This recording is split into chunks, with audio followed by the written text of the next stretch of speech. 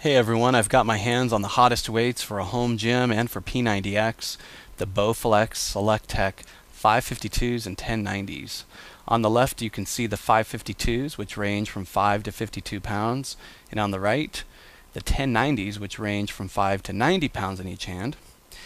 In this review I'm going to show you some of the downsides that other reviewers haven't shown and some of the things I wish I had known before buying them. I'm also going to show you how they perform working out. So these weights receive a lot of great reviews from people who buy them, and they're highly rated on Amazon, but I'm going to try to give you more of a balanced review. So brand new, these are pretty expensive, so for those of you who are tight on cash, I'm also going to show you a low budget alternative at the end of the video, so do not miss it. Here you can see the two weights side by side. The 1090s are larger, but not as large as I thought they would be. Now I've used these for about 2 months now while working out, and I've run into a few situations that I'll share with you, but this review will be focused mostly on P90X. So let's talk about why these are great. First of all, they save on space, and if you had to buy all of the weights individually from 5 to 52 pounds, you'd need a whole weight rack. Second, they're easy and fast to adjust from a low weight to a higher weight. This is key when you're doing P90X because of how quickly you switch from exercise to exercise. Now there are other adjustable weights on the market which I've tried, but I thought they were awkward to hold and to use, which leads me to the third great thing about them. They're shaped like a traditional dumbbell. So if you're used to working out at the gym, you'll feel right at home with these. And as you can see, their design is elegant, unlike some of the others on the market. So I like how they slide in and out of the base. Just real easy to use. You can tell that they were designed well. Here I'm holding the 552s and the 1090s side by side, the 1090s being on the left. So what surprised me was that the 1090s were not that much larger than the 552s. They're definitely fitting a lot more weight into a smaller space.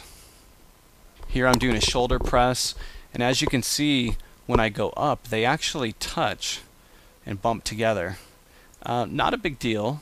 I think you can work around it. But let's take a look at a more traditional curl. No problems really here on this curl. It's a full supination curl where I'm twisting them outwards. No complaints.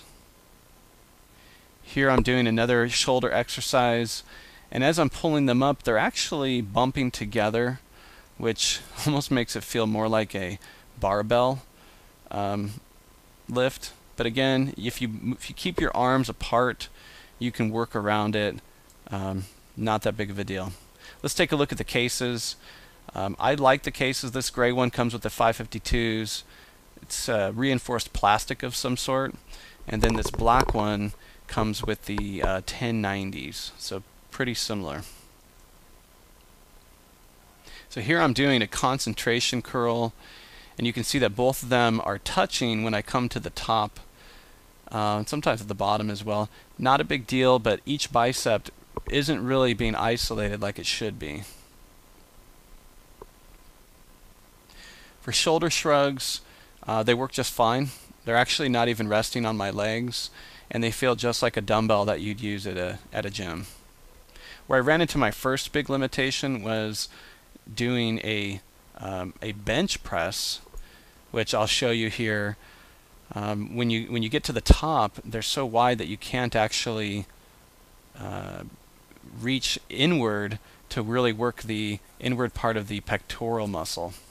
So you can actually turn them inward, and I'll show you that here as an alternative, as a workaround, to get them closer together and work the inner part of the chest. So the second major drawback to these is you really need the stand to go with them, because if you're bending over to pick them up off the floor all the time, you'll easily hurt your lower back. It happened to me several times when using the 552s, so when I upgraded to the 1090s, I got the stand. Now, the stand is an extra $150. It's a great stand, it's built well, but the extra cost on top of it is a sizable investment. Here I just want to point out the different grips on the 552s and the 1090s. The 552 has that grip with the black rubber piece, and it's actually round, I love the grip on the 552. The 1090's grip is actually square and it's rough.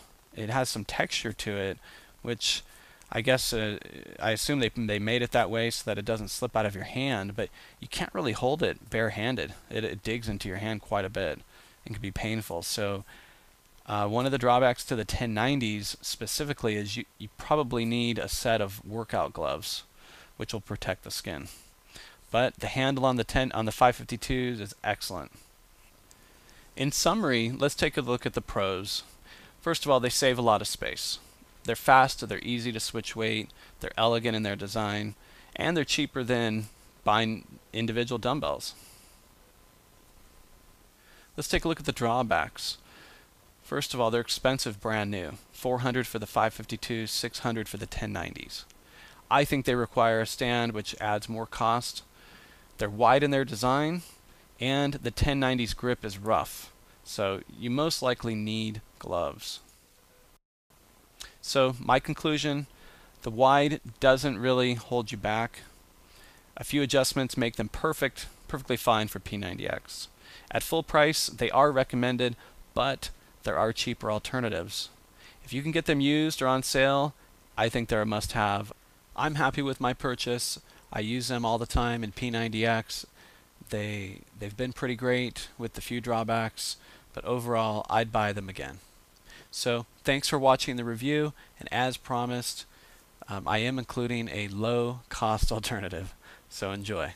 Thanks. Hey babe, I think I've outgrown my adjustable weight set. Why don't you try those new Bowflex? I hear they're great. Well, I've got another idea.